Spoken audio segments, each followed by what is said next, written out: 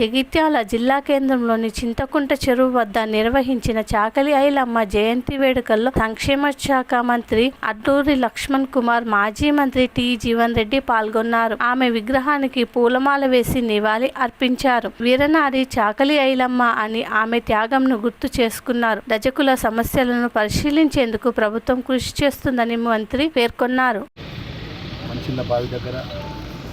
గొప్పగా ఏర్పాటు చేసుకున్నటువంటి చాకలి ఐలమ్మ యొక్క విగ్రహానికి వారి జయంతి సందర్భంగా ఘనంగా నివాళి అర్పించుకుంటూ ఆ రోజు సాయుధ పోరాటంలో నైజాం నిరంకుశత్వాన్ని ఎదిరించి పోరాటం చేసిన వీర వనిత.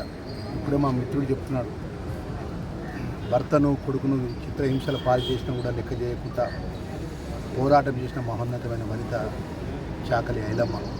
ఆ మహనీయురాల యొక్క అడుగుజాడలో తెలంగాణ రాష్ట్రానికి సంబంధించినటువంటి అట్టడు వర్గాలు కానీ బలహీన వర్గాలకు గొప్పగా వారి గుర్తింపు ఉండాలని రజక సంఘానికి సంబంధించిన పెద్దల గుర్తింపు, ఆ సంఘానికి ఆ వర్గానికి చాకలి ఐలమ్మ మహనీయురాలు, ఆ వంశం చూసిన మహనీయురాలు యొక్క నామకరణం ఏదైతే హైదరాబాద్లో ఉన్నటువంటి మహిళా విశ్వవిద్యాలయానికి గౌరవ ముఖ్యమంత్రి వర్యులు చాకలి ఐలమ్మ పేరు నామకరణం చేయడం అనేది ఈరోజు కాంగ్రెస్ పార్టీ ప్రభుత్వం గౌరవ ముఖ్యమంత్రి గారి యొక్క నేతృత్వంలో అన్ని వర్గాలకు మేలు జరగాలని చెప్పి ఆ మహనీయురాలి యొక్క పేరును మన ఒక మహిళా విశ్వవిద్యాలయానికి పోటీలో ఉన్నటువంటి మహిళా విశ్వవిద్యాలయానికి చాకలి ఐలమ్మ పేరు ఏర్పాటు చేయడం అనేది అది ఎవరు మర్చిపోలేని విషయాన్ని కూడా మనవి చేస్తూ మా రజక సోదరులందరూ కూడా మనస్ఫూర్తిగా పెద్ద జీవన్ రెడ్డి గారు, లక్ష్మణ్ మనం పోయేటప్పుడు మహనీయురాలు చాకలి ఐలమ్మకు దండేయాలని చెప్పి వారు కోరిన వెంటనే ఈ అవకాశం రావడం, మరి మా రజక సోదరులకు సంబంధించిన ఏ సమస్యలు ఉన్నా కూడా